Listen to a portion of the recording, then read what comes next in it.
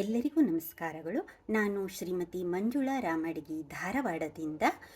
ರಾಷ್ಟ್ರೀಯ ದೇಹಾಂಗದಾನ ಜಾಗೃತಿ ಸಮಿತಿ ಹಾಗೂ ದೇಹಾಂಗದಾನ ಸಾಹಿತ್ಯ ಪರಿಷತ್ತು ಕರ್ನಾಟಕ ರಾಜ್ಯ ಇವರು ರಾಷ್ಟ್ರೀಯ ಜೀವನದಾನ ಮಾಸ ಆಚರಣೆಯ ಪ್ರಯುಕ್ತ ಏರ್ಪಡಿಸುವ ಜಾಗೃತಿ ಮೂಡಿಸುವ ಒಂದು ಕಾರ್ಯಕ್ರಮ. ಇದೇ ತಿಂಗಳ ಏಪ್ರಿಲನ್ನು ನಾವು ರಾಷ್ಟ್ರೀಯ ಜೀವನದಾನ ಮಾಸ ಆಚರಣೆ ಅಂತ ಆಚರಿಸ್ತೇವೆ. ಆ ಪ್ರಯುಕ್ತ ನನ್ನದೊಂದು ಒಂದು ಅನಿಸಿಕೆ, ಒಂದು ಅಭಿಪ್ರಾಯಗಳನ್ನು ನಾನಿಲ್ಲಿ ಹಂಚಿಕೊಳ್ಳಲು ಇಷ್ಟಪಡ್ತೇನೆ. ಆತ್ಮೀಯರೇ, ನೀವೆಲ್ಲ ನಮ್ಮ ಪುರಾಣ ಪುಣ್ಯಕಥೆಗಳನ್ನು ಕೇಳಿನೇ ಇದ್ದೇವೆ ಅಲ್ವಾ?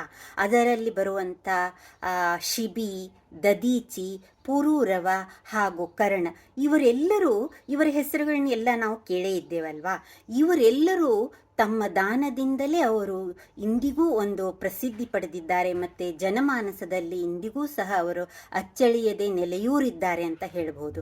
ಇಂದಿನ ಆಧುನಿಕ ಯುಗದಲ್ಲೂ ಸಹ ಪುನೀತ್ ರಾಜ್ಕುಮಾರ್ ಮುಂತಾದ ಒಂದು ಗಣ್ಯರು ಸಹ ತಮ್ಮ ಅಂಗಾಂಗ ದಾನದಿಂದಲೇ ಅವರು ಹಲವರ ಬಾಳಿಗೆ ಬೆಳಕಾಗಿದ್ದಾರೆ ಹಾಗೂ ಅವರೂ ಸಹ ಜನಮಾನಸದಲ್ಲಿ ಇಂದಿಗೂ ನೆಲೆಯೂರಿದ್ದಾರೆ.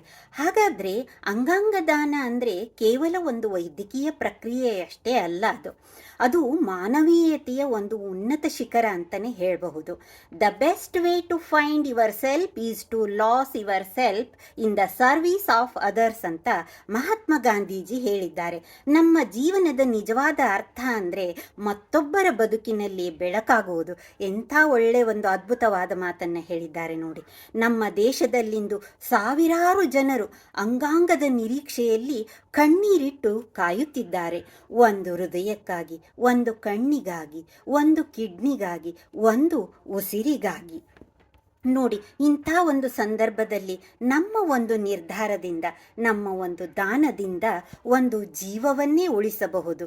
ಇಂಥ ಜೀವವನ್ನು ಉಳಿಸಲು ನೀವೆಲ್ಲರೂ ಸಂಕಲ್ಪ ಮಾಡಬೇಕಾಗಿದೆ ಸ್ನೇಹಿತರೆ. ವಿನ್ಸೆಂಟ್ ಚರ್ಚಿಲ್ ಅವರು ಒಂದು ಕಡೆ ಒಂದು ಮಾತು ಹೇಳ್ತಾರೆ, we make A living by what we get, but we make A life what we give ಅಂತ. ಬದುಕಿನ ಸತ್ಯದ ಮಾತಿದು. ಅಂಗಾಂಗ ದಾನದ ನಿರ್ಧಾರದಿಂದ ಜೀವ ಉಳಿಸುವಂಥ ದೇವದೂತರಾಗಬಹುದು. ಇಂಥ ಅವಕಾಶವನ್ನು ಯಾರೂ ಕಳೆದುಕೊಳ್ಬಾರ್ದು ಅಂತಲೇ ನಂದು ಒಂದು ಅನಿಸಿಕೆ. ಅಂಗಾಂಗ ದಾನದಿಂದ ನಮ್ಮ ಕಣ್ಣುಗಳು ಮತ್ತೊಬ್ಬರ ಕತ್ತಲೆಯನ್ನು ದೂರ ಮಾಡಬಹುದು. ನಮ್ಮ ಹೃದಯ ಇನ್ನೊಬ್ಬರ ದೇಹದಲ್ಲಿ ಮಿಡಿಯಬಹುದು. ನಮ್ಮ ದಾನ ಮತ್ತೊಬ್ಬರ ಬದುಕಿನ ಆಶಾಕಿರಣವಾಗಬಹುದು. ಸಾವು ಅಂತಿಮ, ಅದು ಯಾರನ್ನೂ ಬಿಡದು. ಆದರೆ ಅದು ಮತ್ತೊಂದು ಬದುಕಿನ ಪ್ರಾರಂಭವಲ್ಲವೇ? ಹಾಗಾದರೆ ಅದಕ್ಕಾಗಿ ನಾವು ಭಯವನ್ನು ಬಿಟ್ಟು ನಂಬಿಕೆಯನ್ನು ಹಿಡಿಯೋಣ. ಅಜ್ಞಾನವನ್ನು ಬಿಟ್ಟು ಅರಿವಿನ ಬೆಳಕಿನೆಡೆಗೆ ಹೆಜ್ಜೆ ಹಾಕೋಣ. ನನ್ನ ಜೀವನದ ನಂತರವೂ ನಾನು ಜೀವ ಉಳಿಸುವಂಥ ಬೆಳಕಾಗುತ್ತೇನೆ. ಆ ಮೂಲಕ ನಾನು ಜೀವಂತವಾಗಿರುತ್ತೇನೆ.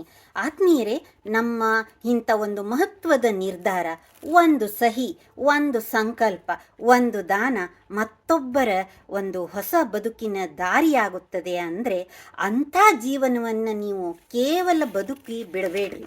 ಅದನ್ನು ಹಂಚಿಕೊಳ್ಳೋಣ, ಉಳಿಸೋಣ, ಬೆಳಗಿಸೋಣ, ಇನ್ನೊಬ್ಬರ ಬಾಳನ್ನು ಬೆಳಗಿಸೋಣ.